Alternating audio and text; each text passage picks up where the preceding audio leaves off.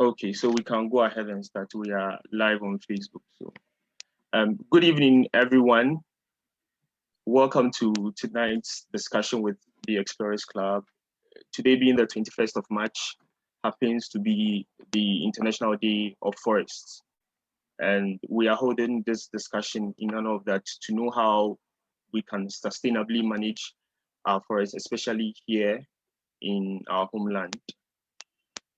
So the Explorers Club is basically a youth-led organization that was set up to help in sustainable tourism as well as in the attainment of the sustainable development goals. And if you've been following us on our Facebook page, you know that we've been doing a number of discussions in honor of the UNDs to help raise awareness on certain issues that we have in society and contribute to solving these issues, as well as the attainment of the sustainable development goals.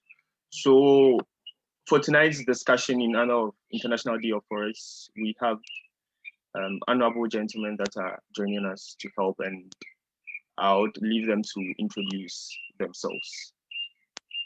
So please, any one of you could go ahead.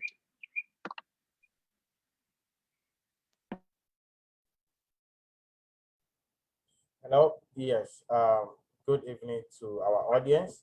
My name is Park Pome. I'm the National Coordinator for the Ghana Youth Environmental Movement. So we are a leading youth-led environmental policy advocacy and non-violence group in Ghana. So we mobilize young people to take action to solve environmental challenges in our communities and also address the global climate emergency. So we often we believe that social movements have opened doors for transformational change, and we are learning from this approach and using the same in our activities to bring about change, the bottom-up approach. Thank you. Okay, Aisha, thank you very much.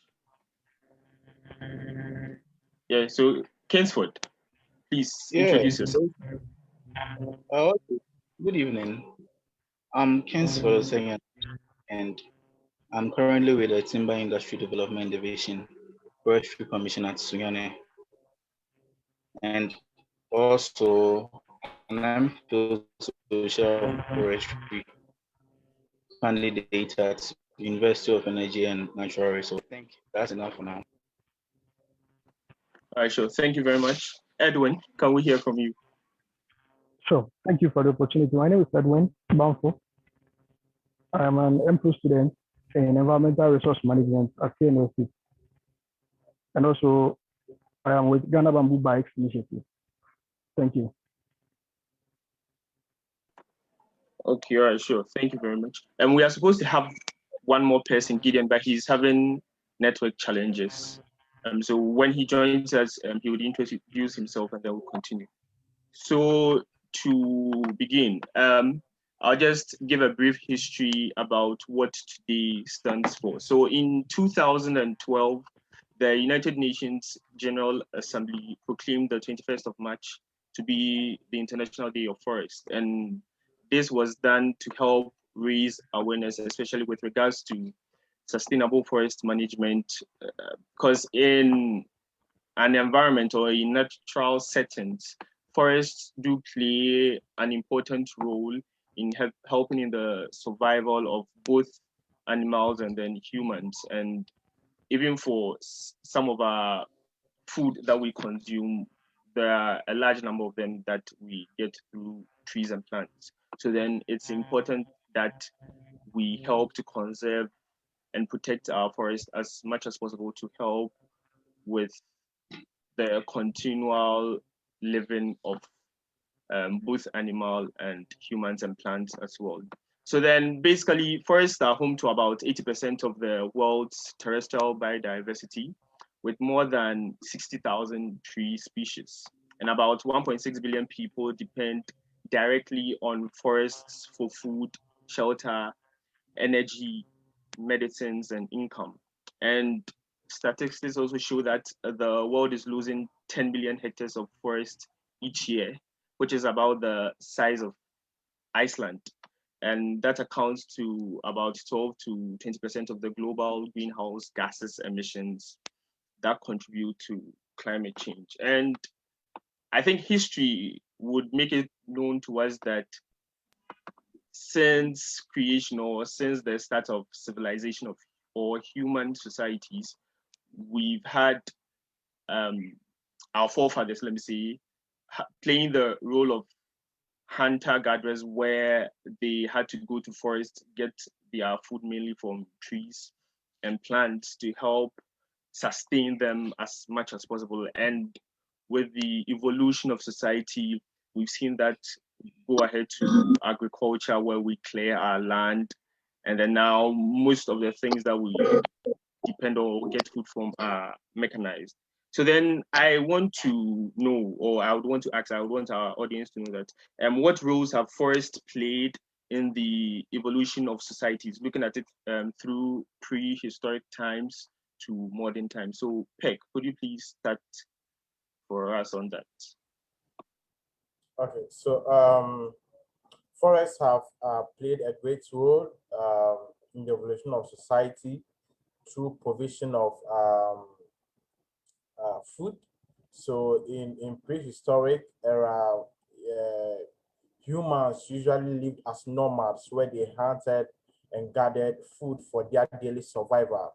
And these were most often done within forests. So you have humans gathering food from the forest, or gathering fruits and vegetables from what the forest provides during those times. They also depended on the forest for meat, that's hunting of wild animals for food, and also for water.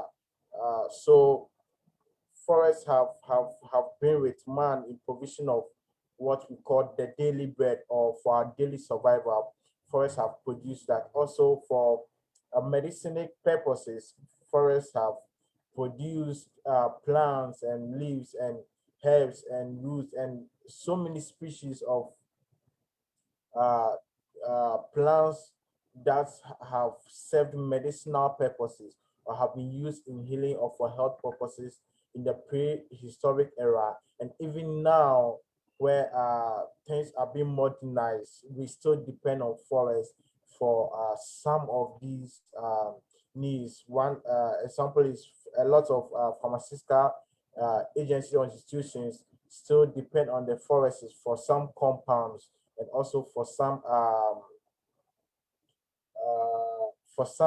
products that help in the formulation or the creation of certain medicines for human health, for human consumption. We also depend on water for, so we also depend on the forest for our water supplies.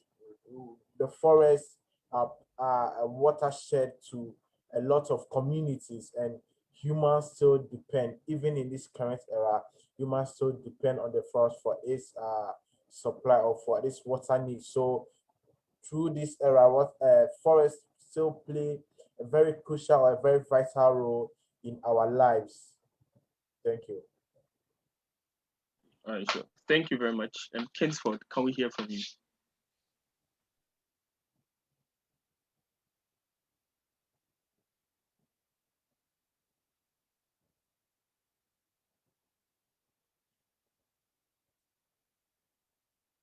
Hello, Kinsford.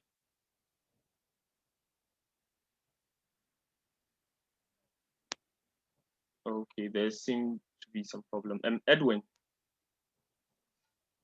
Hello. Yeah, please let's hear from you. I think Kingsford is having challenges. Sure. Right. So to address the subject of how forests have been beneficial to us or to evolution, forests have served as a source of refuge in times past, looking at how humans used to live.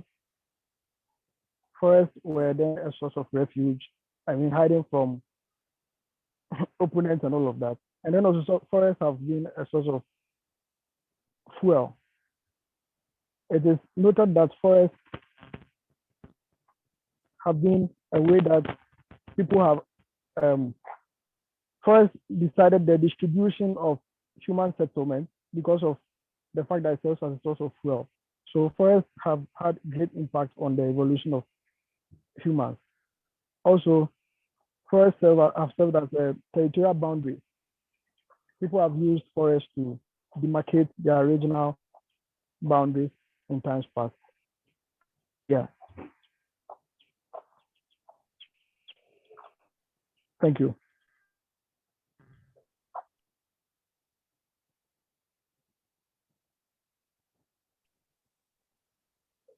Yeah, so bringing it back to today, we all know the kind of roles that forests play. We get paper, and forests help us to, forests serve to purify the air we have, water purification, all of that, this carbon sequestration. Yes, correct. Yes, hello? Yeah, hello. Am I still on? Yes, you are on. All right. So here's Jason.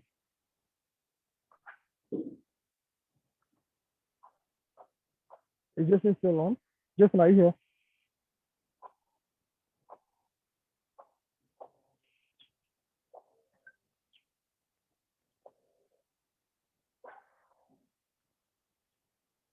Hello?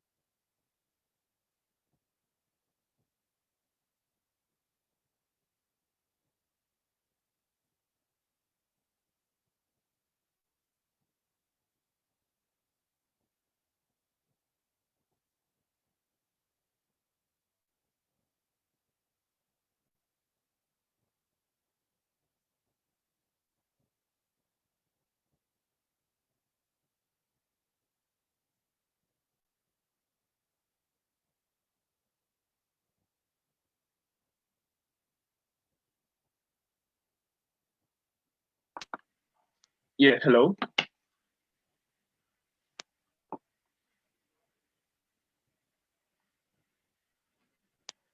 Hello.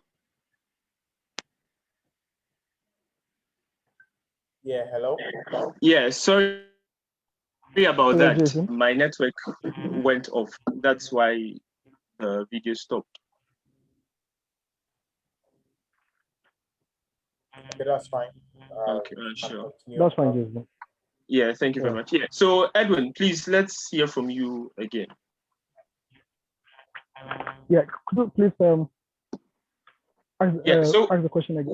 we're talking about how forests have played a role in the evolution of societies, looking at it from prehistoric times up to modern times. Okay, great. Thank you. So I mentioned that forests in times past have been a source of refuge for um, primitive men. These people used to survive in groups, and so sometimes when they had opponents who tried to conquer and all of that, then they would use the forest as a form of refuge. Also, forests have served as territorial boundaries. Yes, to primitive men. They had used forests to kind of categorize or segregate their portions on the land. Yes, also forests have served as a form of fuel. And I mentioned specifically that with respect to fuel, forests have influenced the kind of distribution that settlement distributions that used to be. Because people wanted to be close to forests, which were their source of fuel for cooking and all of that and everything, fire and all of that. Then they would tend to be influenced by the availability or proximity of forests to them. Yes, and bringing it into our day, I mentioned that forests are, I mean, a source of ecosystem services. Today you have water purification. This has been since and all of that. So paper production, all of these. Today we are using paper bags here and all of that have their source in forest. Yes, thank you. Okay, all right, sure. Thank you very much. So looking at some of these benefits that we have mentioned, the forests have aided in the evolution of societies. It still seems that um, there has been rampant destruction of forests. Looking at it, let's see, in the number of past years, where we keep seeing forests being destroyed and all that.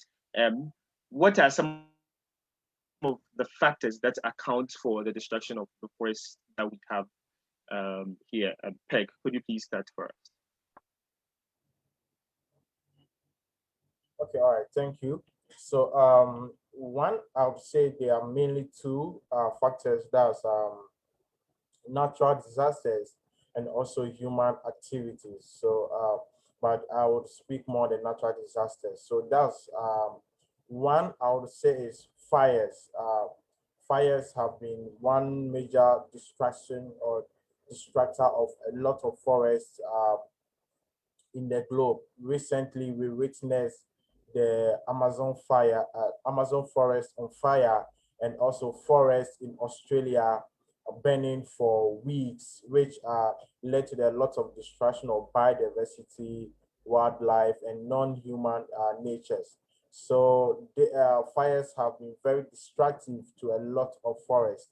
They burn down almost every living organism that exist within the forest, and this takes a lot of years for them to regrow, or for these wildlife to remake those forests their habitats. Also talking about flooding, during heavy rainfalls, we see a lot of landslides, which also destroy the topsoil, that's the forest, because one doing landslides, every living organism on the topsoil slides or is destroyed due to the slide, and this this leads to one of the distractions of the forest, uh, of forest that we know of. Also talking about human activities, one would be for economical purposes. That's cutting down of tree, deforestation, because once the trees get cut down, a lot of animals or a lot of creatures lose their homes due to the cutting down of these trees. And once these trees begin to go down, the forest becomes bare and are exposed to unfavorable weather conditions, which then leads to its gradual degradation. Thank you. Okay, thank you very much. Yeah, so Edwin, what do you think are some of the factors that influence the destruction of forest?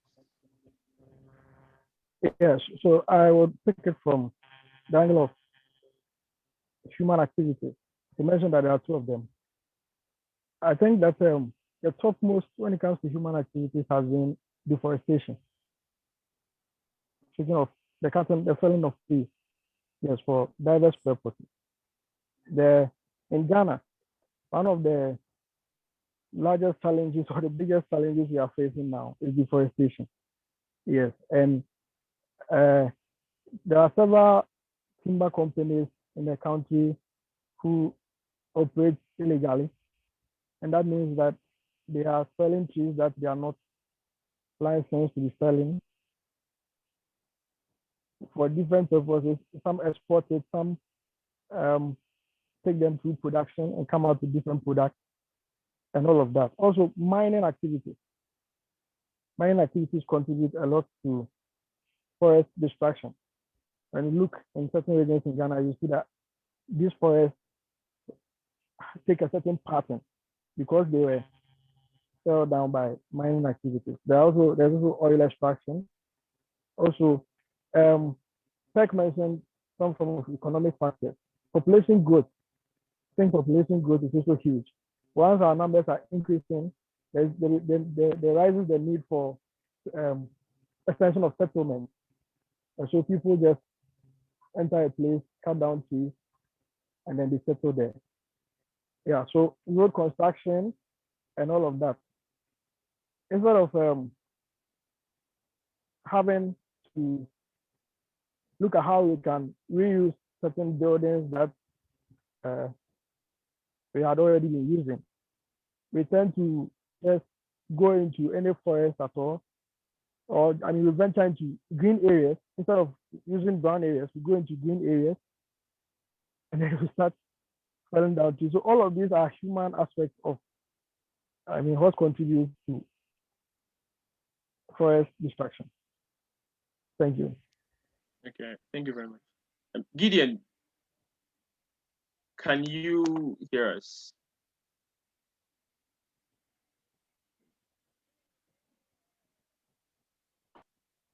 Hello, Gideon. He still seems he's having some challenges.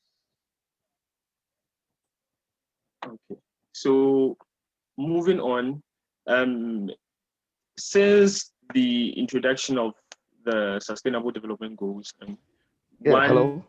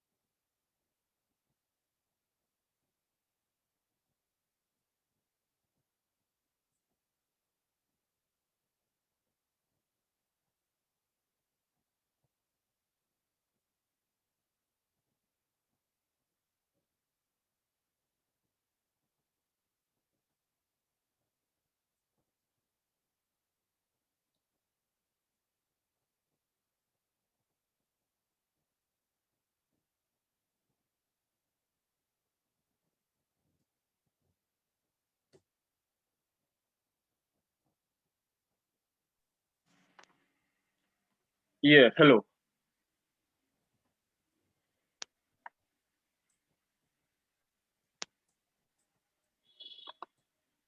Okay, so I was talking about one area of great interest, which is climate change, and that has come to actually be known worldwide due to the introduction of the sustainable.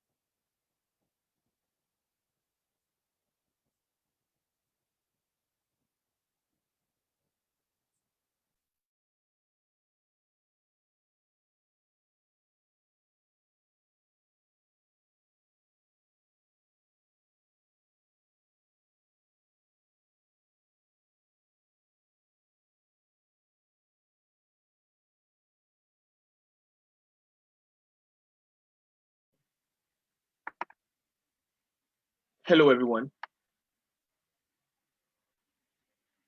Yeah, hello. Yeah, sorry about the network issue. Yeah, I hope everyone can hear me. Yes, I can. Yeah, 10. Okay, sure. Okay, thank you very much. So then I was talking about how climate change has become an important topic in the world now due to the introduction of the Sustainable Development Goals in 2015. So then how do forests contribute to climate change mitigation or adaptation?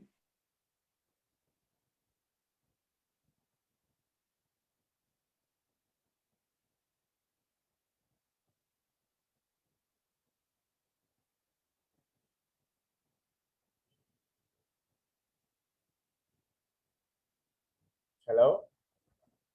Yeah. So one of the ways forests contribute to climate change mitigation is first by serving as a carbon sink. So this means forests absorbing a lot of the carbon emissions in the atmosphere and producing or replacing that with oxygen, which is good for human uh, consumption, that's breathing.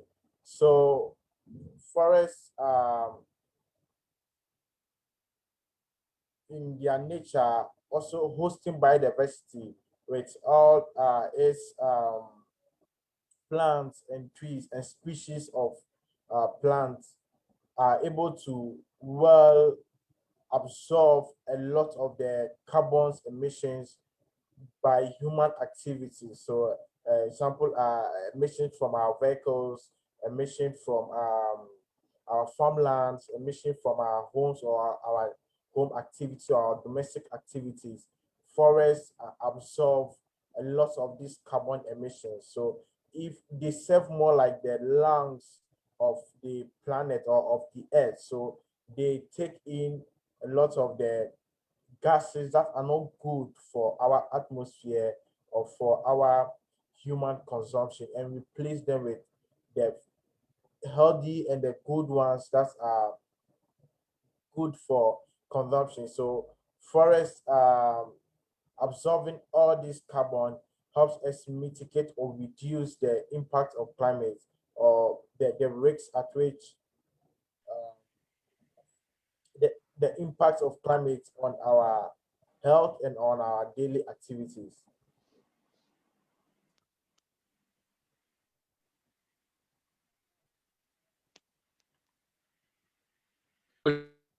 You can go ahead. Yeah.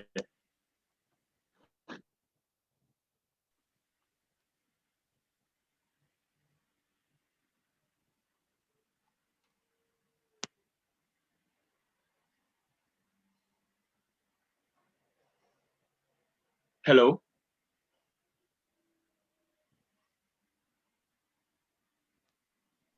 Yeah, Jason. Yes. So please, my network went off. So if we could hit on the point on how forests contribute to climate change mitigation or adaptation again.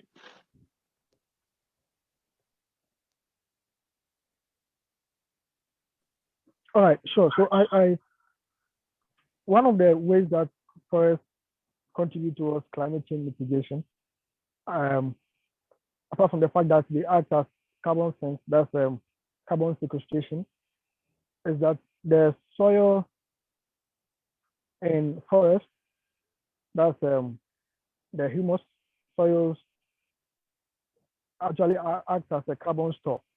Okay, so apart from the trees themselves storing carbon, soil in forest floors also act as carbon stores. Thus, they also have carbon storage in the organic matter. Yes, that's when the plant leaves fall off and die and they go through the different processes. The carbon is stored in the forest soils. Yes, also one of the huge ones is carbon sequestration, as Peck mentioned. That's forests store carbon from the atmosphere. Yes, so they convert carbon dioxide into carbon and store them up in their stems, in their leaves. And yes. Also, it is known that trees actually, the weight of trees is 20% carbon. Okay, so a tree by weight, every tree by weight has 20% of it as carbon content. Yes, so the whole idea of climate change is about the burning of fossil fuels releasing CO2 into the atmosphere, and then which leads to climate change. So if forests are taking up carbon out of the atmosphere, then they are really doing a great job at, you understand what I mean? They're really doing a great job at contributing to the mitigation of climate change. Yes, and it is proven that about 1 trillion tons of carbon are stored in the trees that we have around now. The trees that we have can take up 1 trillion. Yes, that's a huge number, but it is just 1/3 of what we have in the atmosphere now. Yes, that means we have a very long way to go. Yes.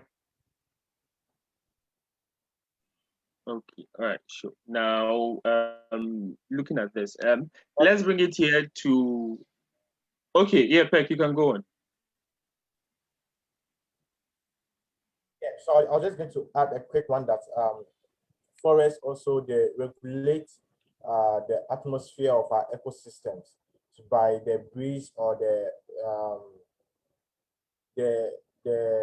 the breeze by which they produce regulates our ecosystem. So during very hot temperatures, we notice communities or settlements closer to forest areas have a very low or humid temperatures compared to areas with no forest or no trees available. So forests also play this role by regulating that. So we often find a lot of people going towards the Bree Mountains or going toward the Pegasus to cool off, to enjoy a calm or a cool breeze, because there are a lot of trees and they are closer to the forest, Reserdas, Etiwa, and other green spaces than those of us in Accra. So forests also play those regulatory roles in our ecosystem. All right, sure. Thank you very much. Now, bringing it home to our local setting or our national setting, looking at how ecological zone here is in Ghana, we do have quite a number of forests, so quite a number of trees. Now, in what way? What are the various ways that forests have aided in local or national development? Edwin.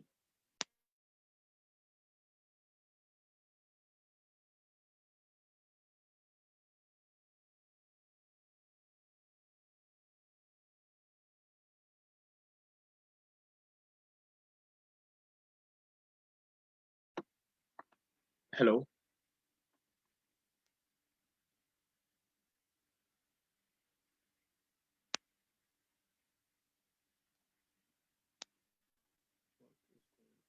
Hello? Yeah, Edwin. So Yes. I was asking, what are some of the ways that forests have aided in local or national development? Okay, thank you. With respect to national development, in Ghana, forests currently contribute over 3% of GDP. Yes. Earlier, I mentioned that these numerous timber companies we have in the country, after felling or logging the timber trees, take them to production. Yes, so they produce veneer, they produce different types of products, plywood and all of that. Yes, and most of these are exported into the Europes and other continents. And that is a very great source of income for the country. Yeah, apart from that, forests have helped to put up some of the amazing infrastructure we have around. Yeah, if you look at most of the olden buildings and you look at the architecture, you will see that a lot of beautiful woodwork went into some of these buildings. Yes, nowadays we seem to be switching a lot, but forests have really contributed to Ghana's GDP by up to 3%. Yeah. Okay, Thank you. sure. Thank you. Yeah, thank you. So, Peg, could we please hear your views on how forests have aided in local or national development? Okay, so I will take it from the angle of the local development. So forests have provided a source of livelihood for rural or local communities that live around or that are settled around forests. So a lot of indigenous people depend on the forest for their livelihoods. They also depend on the forest for medicinal purposes. Some source herbs and other medicines from the forest for treating themselves. So in depending on the forest for all these supplies, they tend to make livelihoods out of them by engaging in the trade of some of these supplies or resources or raw material that they get from the forest. This then supports them in their livelihood and also then contributes to the economic development of the country as a whole.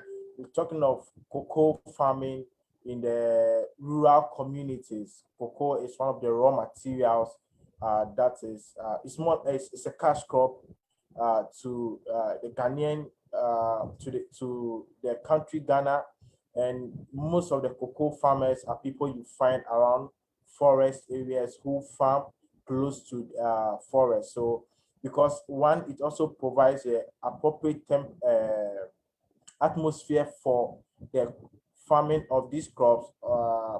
Other raw materials like timber and other sources of types of wood that are that are derived from forests. All these contribute to the country's development in terms of its economic growth. Thank you. Farming of these other raw materials. Okay. Thank you very much. Yeah, hello, Kingsford. Yeah. Yes. So then we are talking about how forests have aided in local or national development. So if you could please share your views with us.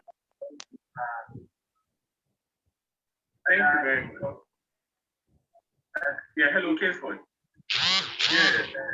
Yes. So then we are talking about how forests have aided.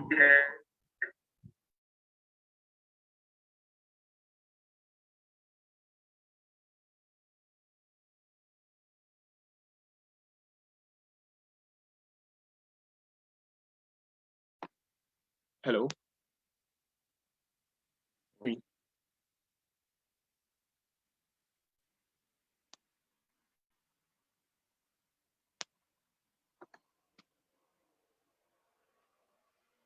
Hello.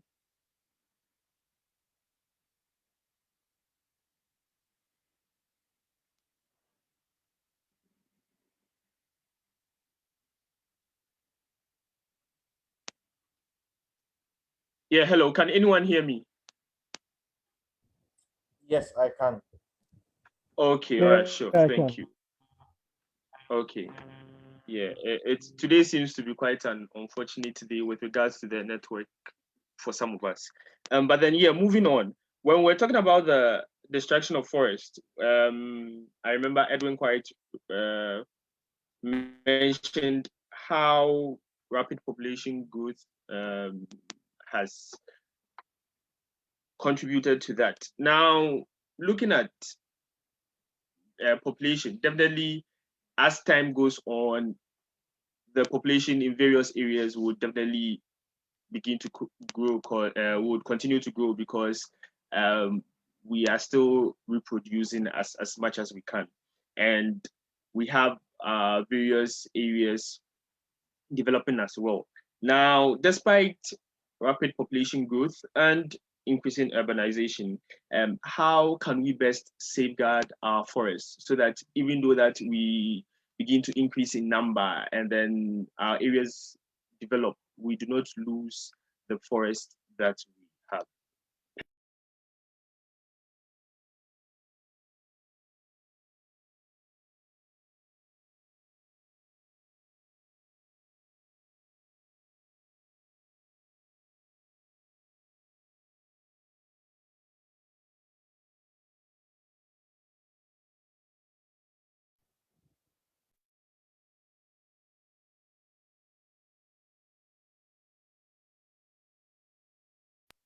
Yeah, hello.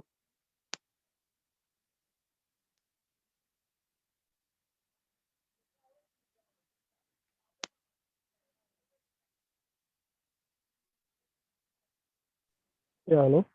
Yeah, so then I'm asking how we can safeguard our forest despite rapid population growth and then increased urbanization that we are experiencing, especially here in Ghana. Yeah, Edwin, could you please start for us? All right, sure. Mm. Population is increasing, of course, as you said, and I feel that one of the ways that we can really manage our forests or not lose all of them is to fall onto um, this idea of brown area development. Okay, most of the time, whenever we think of developing or putting up new projects, we think of fighting a place that has never been developed, that's a green area, cutting off the trees, and then starting everything from scratch. So one of the ways that we can maximize the forest that we have remaining is to go into brown area development, where we look at already existing buildings or infrastructure that we have, and then thinking of how we can um, convert their usage, okay, to fit the needs that we have presently. Yes, and that will go a very long way to help us on our campuses and in different places. Yes. Also, we have to engage intensively in afforestation. Yes, planting new trees. I feel that a lot is being done in that regard, but so long as the population is increasing, it means that afforestation also has to increase. Yes. Also, we have to engage in reforestation, and then we have to get more serious about the laws that govern our forests. Yes, I realized a lot about deforestation and how it's affecting our forests in 2019 when I did my thesis, and I realized that there's a lot going on. Okay, and maybe we can put some quantitative analysis here, where in 5 months, okay, in 5 months, just three of the timber companies in Kumasi felled up to 30,000 timber trees. Okay, just in 5 months, three timber companies. And fiber alone had 3,000 trees felled. Okay, fiber alone. And they were still complaining. Now we go to the forest, they don't get fiber, they don't get fiber. But yeah, they were doing a lot. So these species that are going extinct have to be really paid attention to. And then we have to plant more of those. Okay. I feel that these timber companies have to be mandated to have measures. Of course, it is in the first policy laws we have in the country, but how is it being implemented? So that's what I mean when I say that the laws we have should be implemented more stringently. Okay, every timber company should have a measure, and they should frequently submit some form of management plan. Okay, so some form of environmental compliance monitoring should always be going on those measures. Yes, and also we should come down to the local level or into our into our localities and think of how we can educate the young ones coming up about the essence of trees. When I was young, we used to do environmental studies. Now it has been taken off. Those things, those kind of subjects should be brought back and revised to meet the needs that we have in the society now. Okay. Today, it is no more about some of those things that we used to talk about. Today, it's more about deforestation, and it's more about plastic waste. And these cases, they can contribute a lot in this regard. Yes, so I would make this contribution. Thank you. Okay, all right, sure. Thank you very much. Peg, what's your take on how we can safeguard our forest with respect to rapid? Yeah, I would say is one key thing I would say is for us to protect our forests, So that's safeguarding existing forests. The Etiwa Forest Reserve has been designated as a forest reserve. Such forests have been designated as forest reserves for two since generations. It is up to us to understand that these areas are no-go areas. We do not cross the boundaries on areas that have been designated as forest reserve. There's a purpose for it. They've been designated to be untouchable. Other forests have already been touched, have been mined, and have been encroached on. But it's up to us as citizens, as a country, to understand that certain forests are very essential to our sustenance and our livelihood as humans. So there is a need for us to safeguard these forests at all costs. So that is one. So this has to do with obeying the rules and regulations that protect this existing forest, and also trying as much as possible to practice reforestation. That's claiming of lands that have already been destroyed due to other human activities. That's planting of trees, looking at how best we can relocate trees, and protecting such areas from other human activities that may end up destroying these reforested lands. Thank you. Okay, thank you very much. I think now that you've mentioned it, we can go deep into the subject of Atiwa forest. For a number of years, I think for a couple of years, about 3 to 4 years, it has become a topic of great concern to a lot of environmentalists or a lot of people who are concerned about nature and how it is being destroyed. And as you said, it has been designated as a forest reserve.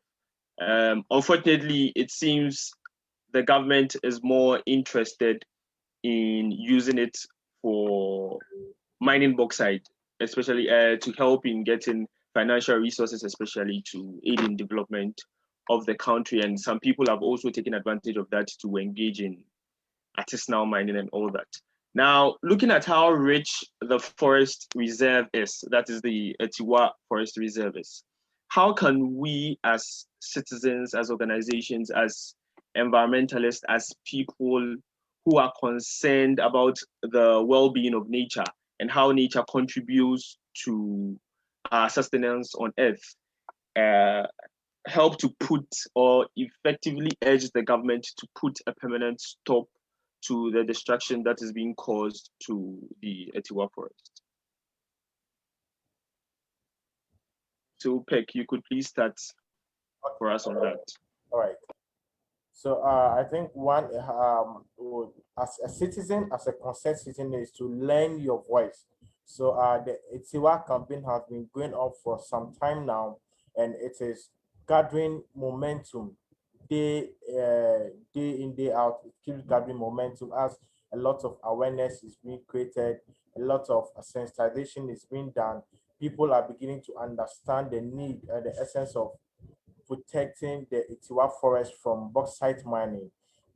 So as a citizen, one way to urge the government is to lend your voice, also supporting the campaign, and also holding our leaders accountable. So you have local authorities, you have leaders in your localities who contribute to the government structure or the political system that is making a decision of mining. You as a citizen, you can question um, your leader, your authority. You can make them understand the impact it's going to have by. So in that sense, you are lending your voice in supporting the campaign, signing petitions that are being flied out by organizations that are mobilizing people to campaign against the intention of mining bauxite in the forest.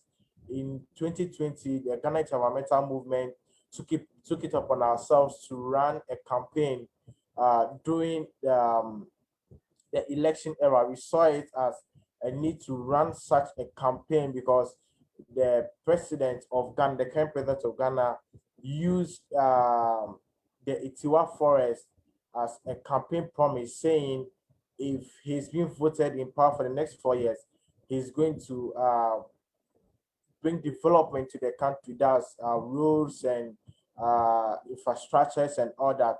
And all these were promises being made to the people. And the deal at stake was the Itiwa forest. Thus, the barter deal was to bring development into the country in exchange for the access to mine the forest. And Ghanaians were not aware that if if this is done, it means what they are going to lose access to water. Itiwa forest sources water to 5 million citizens of this country. And having to mine that forest means what? A lot of Ghanaians are not going to have access to clean drinking water. And this was something that was not very clear or open to a lot of Ghanaians.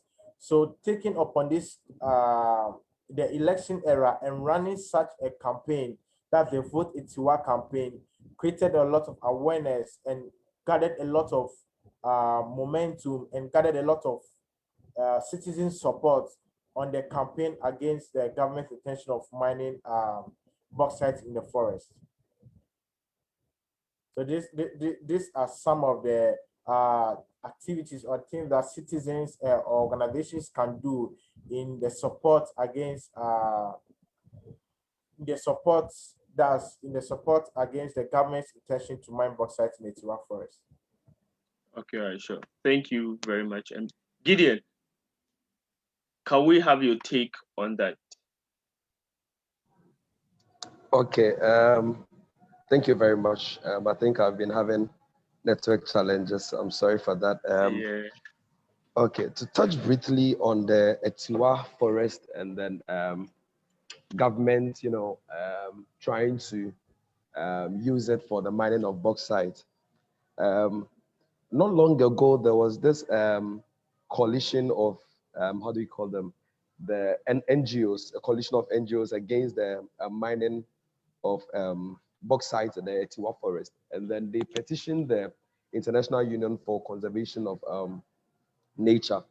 And this was actually a deal which between Ghana and China, where it's a $15 billion deal, where the Vice President, His Excellency Dr. Baumia, said that Ghana would leverage 5% of the bauxite reserve as part of the, how do we call it, the $15 billion deal. However, looking at the side of it, the government speaks of it as gaining money and then also creating employment. But then I asked myself, are we looking at the pros and the cons of this deal? Okay, because per results by the coalition of the NGOs against the Tiwa forest mining, the result shows that when this deal is given the go-ahead, there's an approximate number of 5 million Ghanaians who are going to be deprived potable water. Okay, and then also Ghana has also made an agreement, signed the Paris Agreement. Okay, and this Paris Agreement also looks at the conservation of nature. And so if Ghana is to go back for the $15 billion deal, it means that it is contradicting itself to the Paris Agreement deal. Okay, and then also I believe that if we are looking at how to gain money as a government, we can turn the Etiwa forest into an eco-tourist site. Okay, just as we are gaining money from tourism, the Ministry of Tourism, I believe if you are to turn the Etiwa forest also into an eco-tourist site, it is going to gain even greater money than the deal we are going for. Okay, because not only will the how do we call it, the mining of bauxite affect the forest, it is also going to affect the neighboring communities as well as the indigents. Okay, so as a concerned citizen, what we can do for the government, to the government to put a stop to it, is that we add our mouth, we add our voices to the ongoing campaign against the mining, of bauxite at the Etiwa forest. I believe that there are a lot of ways we can do, assuming we all start a trend on Twitter. We tweet that stop Etiwa forest mining now. I believe it can go a long way. We can get a lot of people also joining in. We can create surveys. We can put up, how do we call it, petition. Okay, we let the government know that we also care about the environment, and then we know the pros and the cons that mining the Etiwa forest has on the government and has on us as a country. Okay, and so I believe that collectively we can draw the mind of the government to this fact. Honestly, the government wants the best for the country. However, I believe there are better ways to do that, and mining the Etiwa forest wouldn't be the best option, because there are other reserves that has been, mined. There have been other places which have been deforested, okay, due to same reasons. And so I believe that we can put a hold on the Etiwa forest mining now, and then concentrate on other places. As I said earlier, if we are looking at how to gain resources or revenue from the Etiwa forest, we can opt for the ecotourism sites. Thank you very much. Okay, all right, sure. Thank you very much. Edwin, let's hear from you, please. Right, thank you. So I very much appreciate what my colleagues have mentioned about not hiding a voice. I feel that this is going to be successful if we make it some form of a collective action. Yes, because just one person standing in the middle of somewhere shouting out loud that we should stop bauxite mining and all of that will not make as much impact as it would if we all come together and make it happen. So it falls on us as young people of this country to take collective action. I think Gideon and Peck have already mentioned some of the amazing ways and result-oriented ways we can really go about this. And so I'll leave it at that. Do not hide your voice and join in the move against bauxite mining in the Etiwa forest. Yeah, thank you.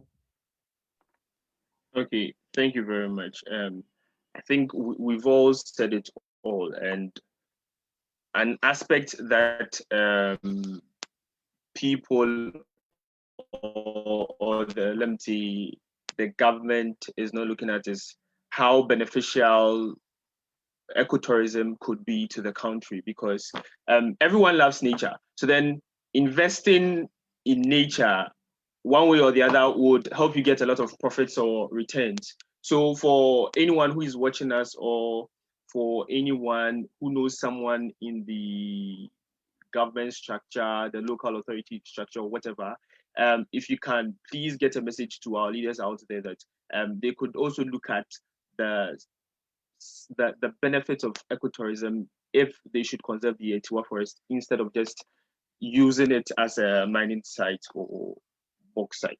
Okay, so moving on. Now we've talked about the destruction of the Etiwa forest.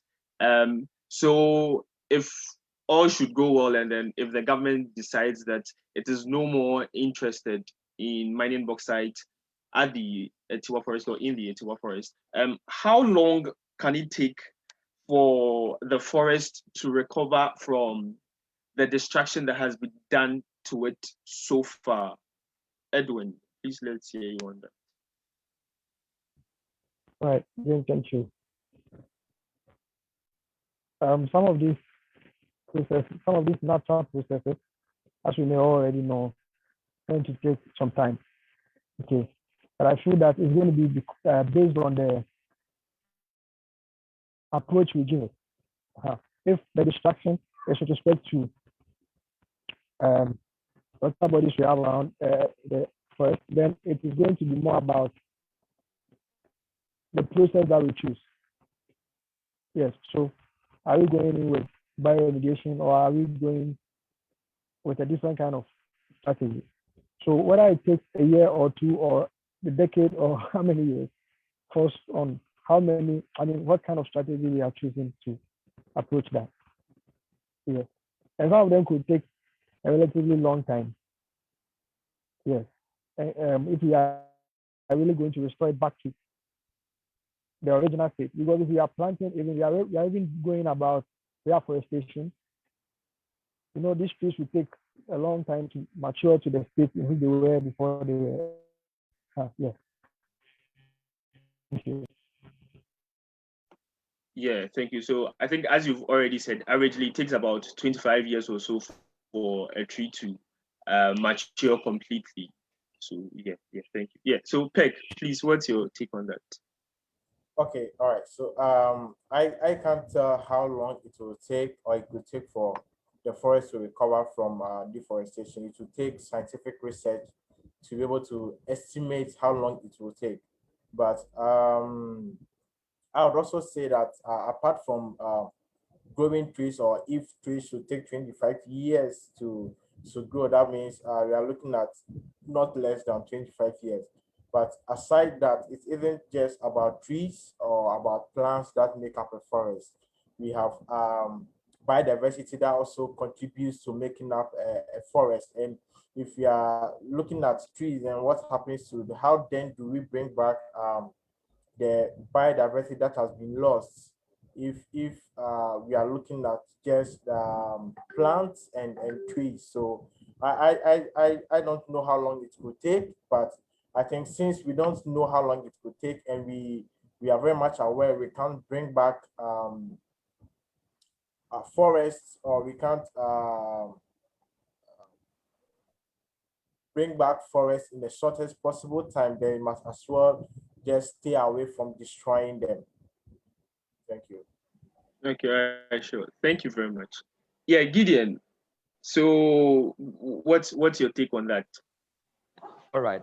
Just as Peck was saying, if we are looking at recovery of trees, it is possible. And even with that, it is not, we are looking at not less than 25 years, okay? But then we should know that the forest is also a habitat to living organisms, and that the destruction has caused the extinction of some organisms. It has caused the death of some organisms. Are you getting it? And then it has also changed the ecosystem. It has changed the behavioral characteristics of the forest. And so collectively looking at that damage, it might take forever to recover. Okay. We also look at the forest as a carbon sink. Okay.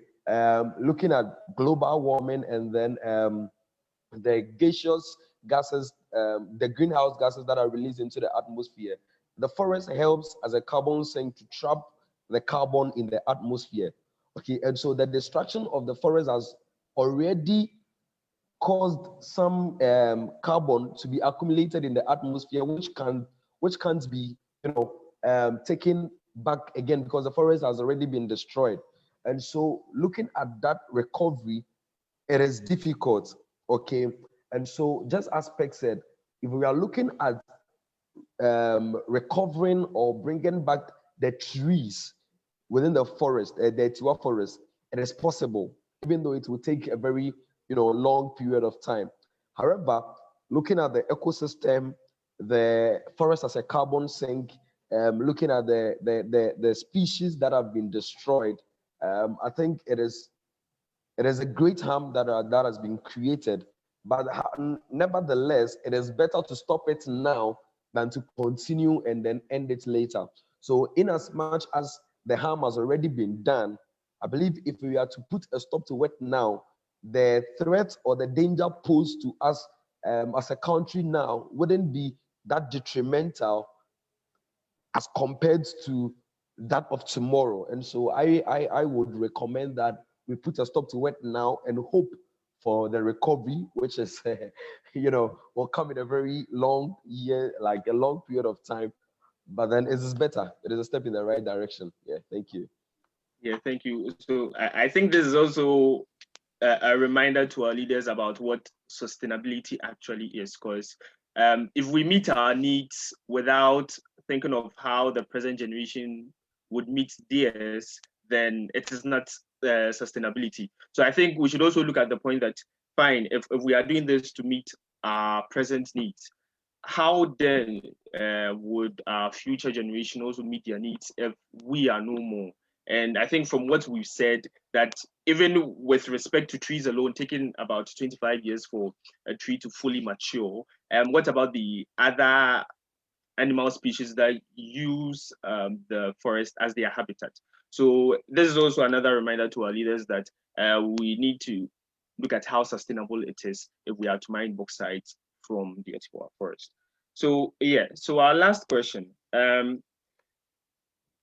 how can we promote sustainable ecotourism? Because here in Ghana, we have a lot of natural sceneries that I'm sure people would definitely love to enjoy. Looking at things like the Moli National Park, even with regards to Etiwa Forest, then I think they are quite, yeah, the Kakum National Park, and then all these places that we have. How can we best promote sustainable ecotourism so that at the end of the day, we know that investing in these areas would help us with our great profits? Gideon, let's hear from you.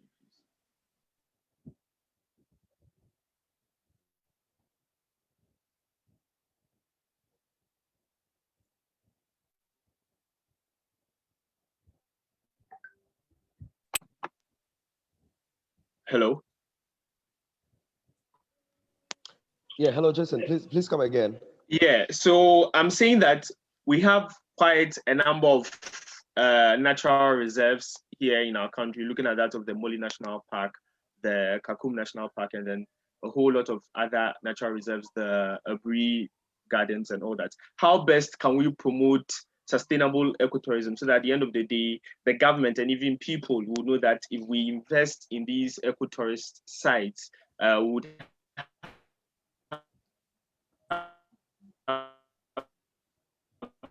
great returns later on.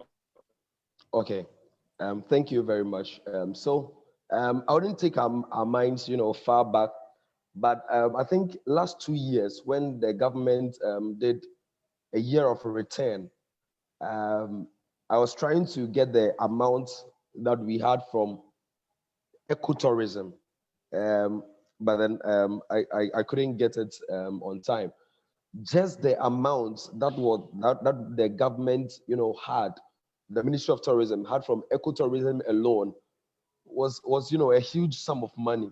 And so even with that, it tells you that there is great benefit from ecotourism. Okay, it attracts investors, it attracts people, coming from different spheres of life and different continents to come and then witness what we also have. And then also it promotes research. It helps with research. Sometimes you are, for those of us in the environmental study field, sometimes you need some species to work on. Sometimes you need to understudy some organisms. Having such reserves or tourist sites helps us in our research work. Okay, and so I believe ecosystem has a lot of benefits we can't undermine, or we can't look down on. And so I believe that for the government to go to like sustainability in ecotourism, I believe is a step in the right direction. I'll come back with some few points.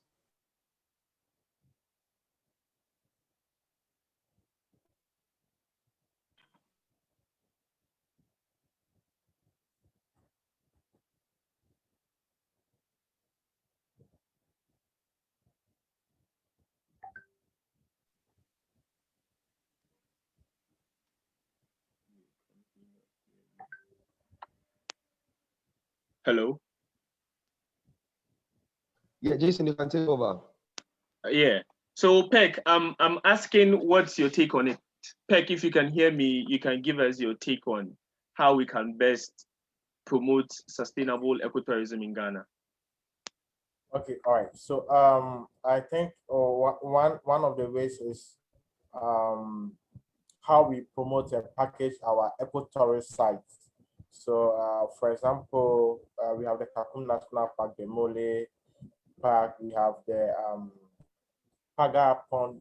How we promote this ecotourist sites to tourists and to people to patronize. That also is one of the factors of promoting ecotourism. And I think uh,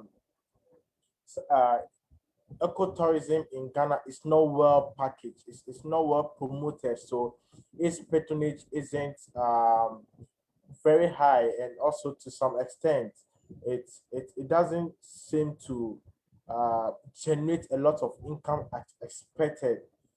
So it is not a lot of focus or attention is not given to it. But I think if it is well packaged, a lot of activities are being introduced into a lot of ecotourist sites, apart from just viewing the not the apart from just viewing the site and interacting with a few natural organisms. It's going to help people have a lot of interest in visiting a lot of ecotourist sites frequently, and that's going to also help generate a lot of income, because it's all about the money at the end of the day to the government and to the economy. How much does it contribute to the economy? And I think it's a very essential to focus on how well to package it to generate a lot of income, to bring in a lot of investors and investment into it, and to introduce other packages and activities that's going to make people enjoy visiting a lot of these eco-tourist sites and patronize its services, so it can generate the expected amount of income that is required. Then attention can be shifted to how best we can create a lot of such eco-tourist sites, because it is seen as the few that are in existence unable to generate that much. So it's not getting the needed attention as it should be given. Okay, all right. Yeah, thank you very much. Yeah, Edwin. Yeah, Jason. Right. So speaking of promoting ecotourism, I very much appreciate what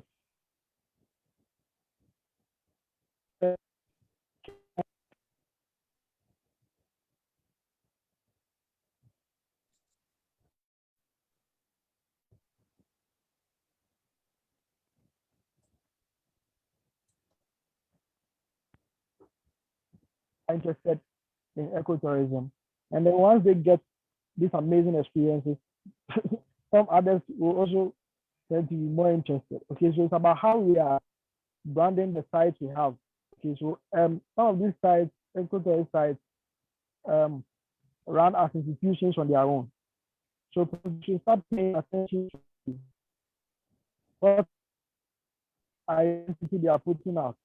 Okay, what perception are they giving us about their site? There is one they have another how should I call it? They have a relation with one of the hotels around.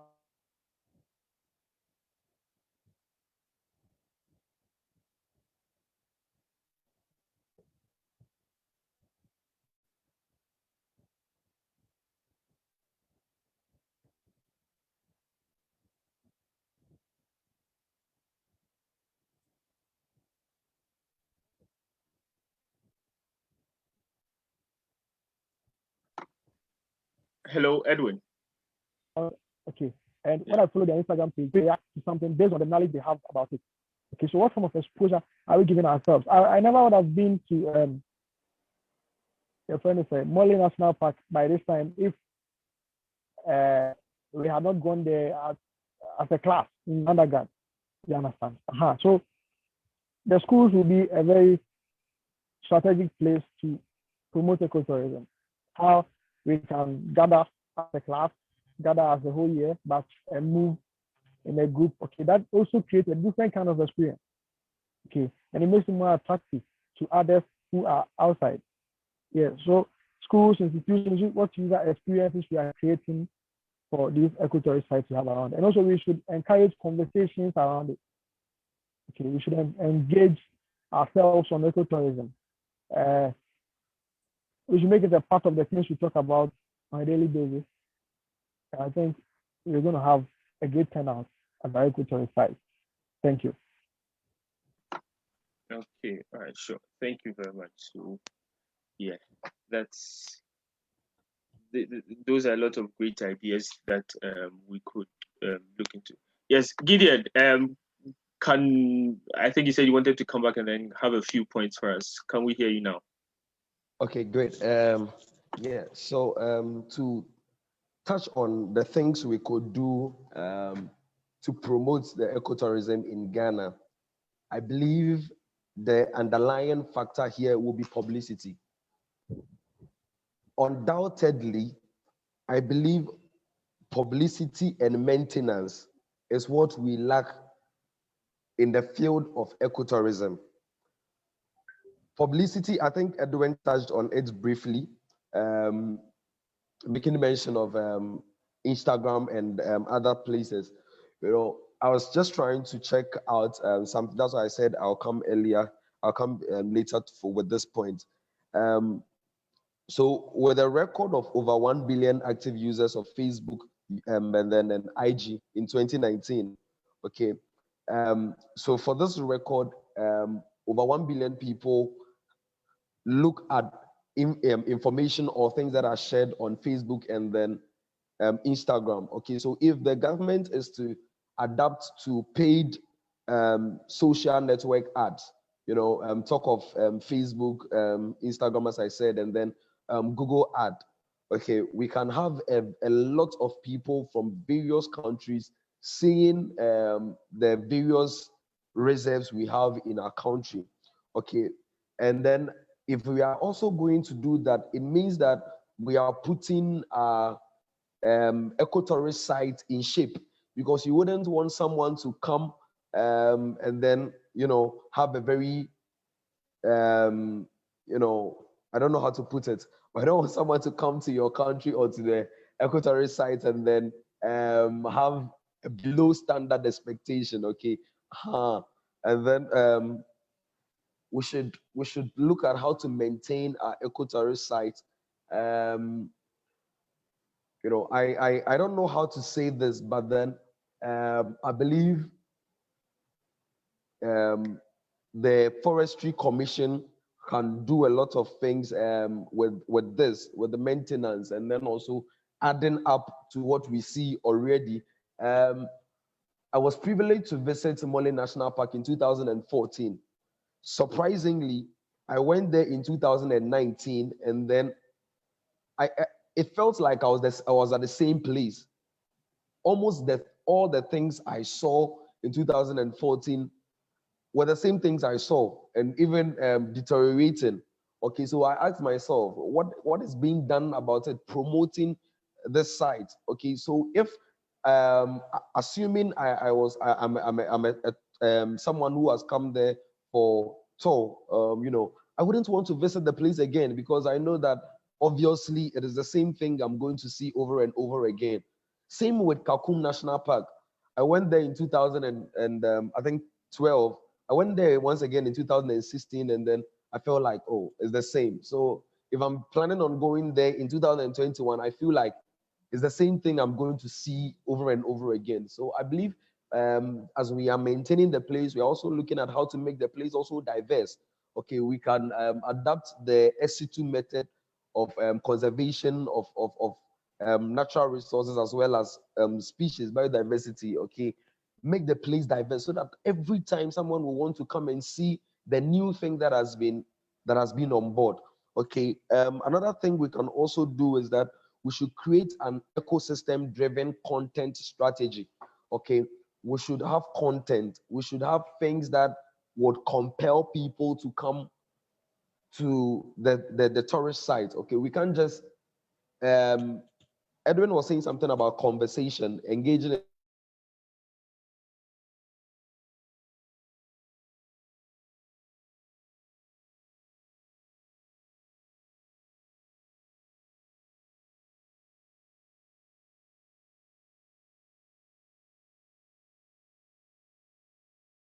muted at a point.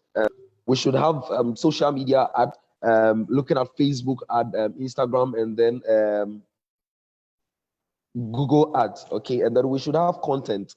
We should have content. As I said, Edwin was talking about engaging in the conversation about the tourist sites we have in our country.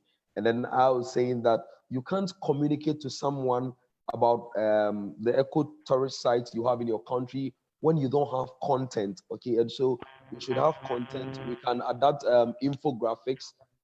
We can have brochures talking about the diverse species we have, looking at the wonderful biodiversity we have and the species we have. And so if you have such content, it compels people to want to come and see what you have. I get in it. And then also we should build an active community of eco travelers. Okay, the paper I was researching stated that it is different telling someone about ecotourism if the person has no idea about what ecotourism is, and then also different from telling someone who has an idea about what ecotourism is about. And so when you have this community of eco travelers, you can share ideas, you can share complaints, you can share advice, you can always look at how to progress. I don't know if you are getting my point. And so these and many others are what we can do to promote ecotourism in Ghana.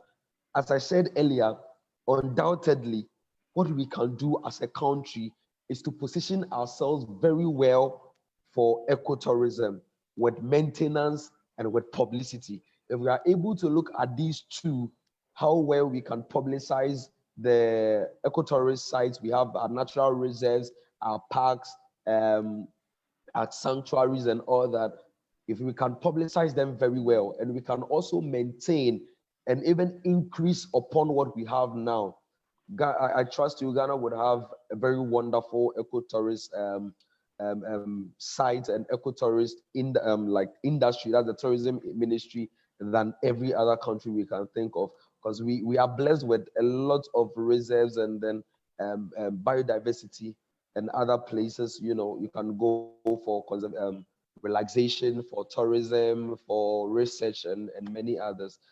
So I think I'd like to end with these ones. Thank you. Okay, all right, sure. Thank you very much.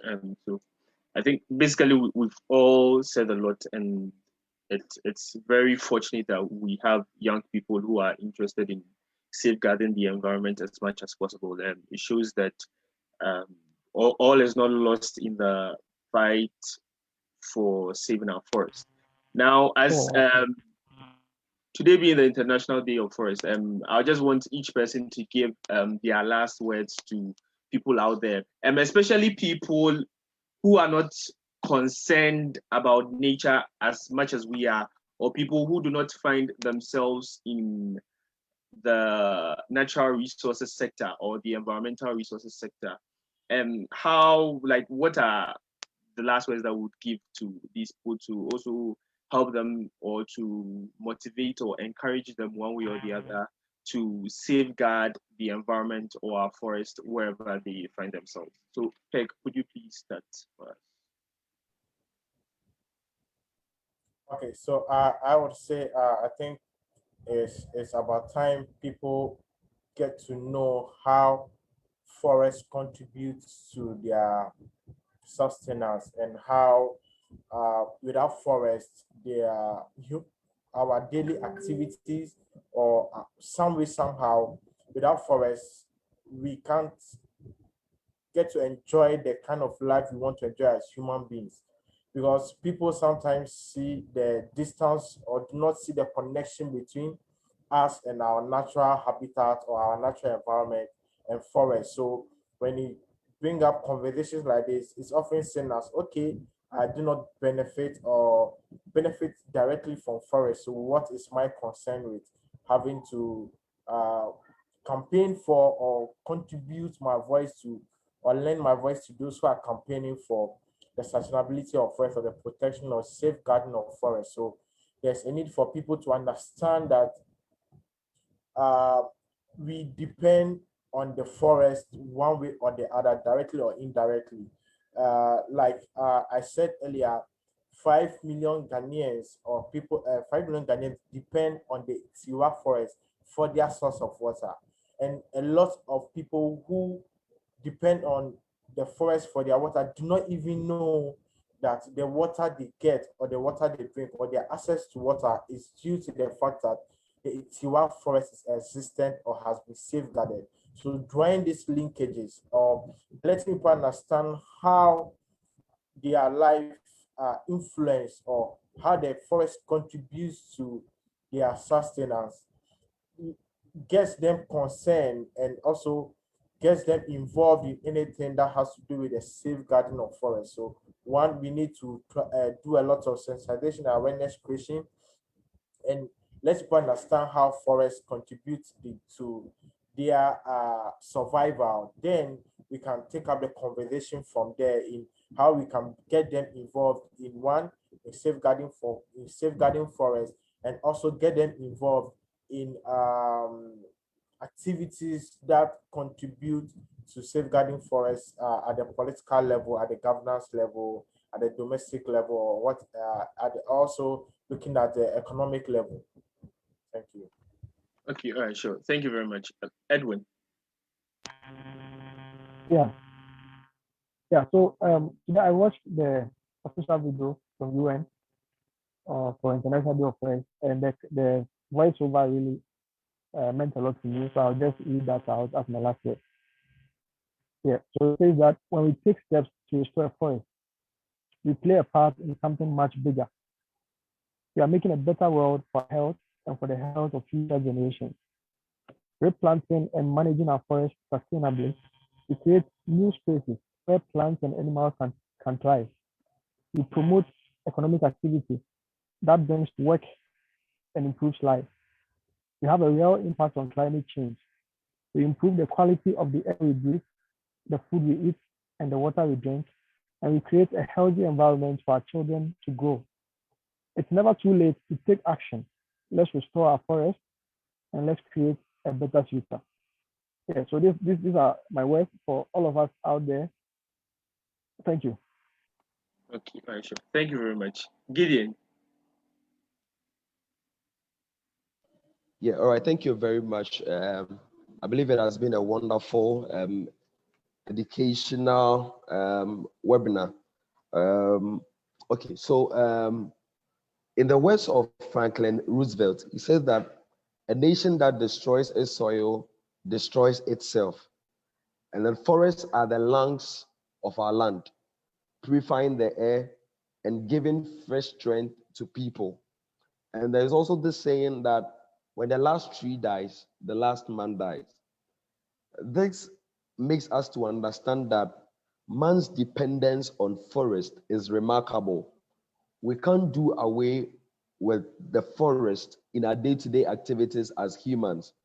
And so there is duty upon us, and there is a greater responsibility on us as citizens to safeguard our forest and our natural resources for that matter.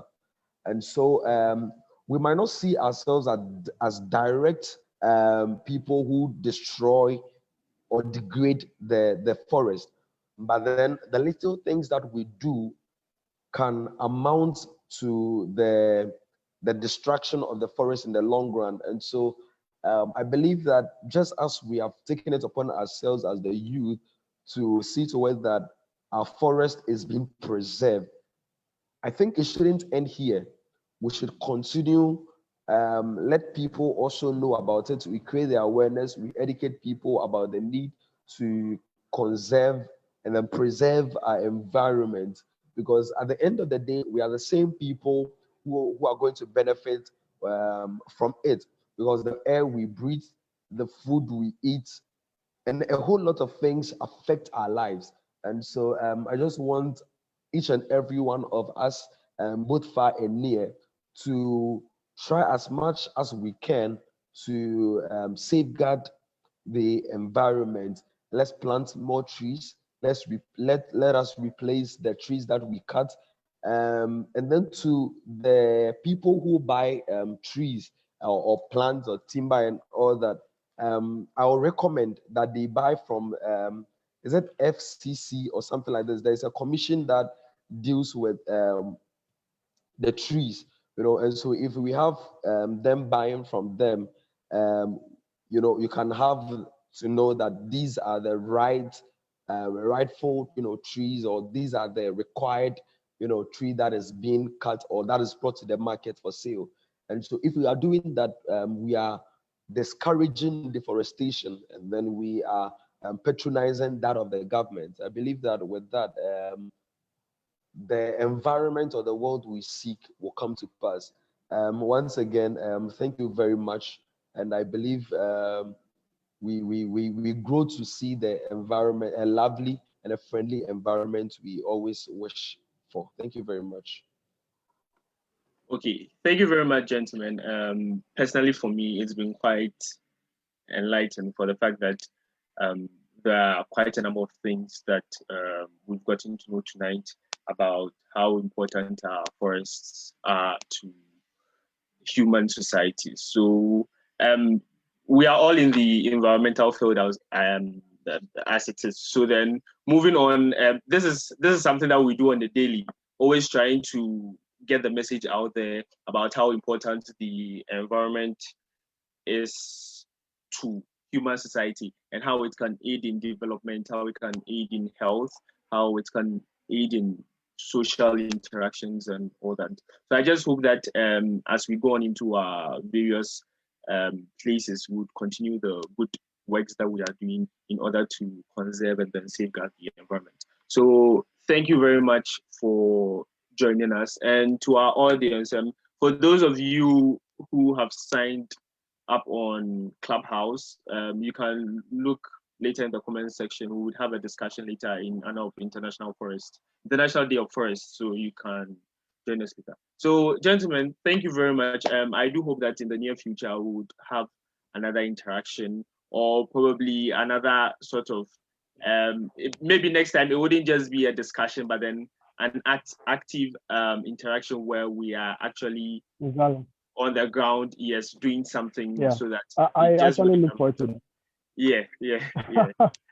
Okay, all right, sure. So thank you very much. Have a good night, and we'll keep in touch. All right, thank you very much. All right, thank you for the opportunity. Okay, you're welcome. Okay, all right, you too. Bye-bye.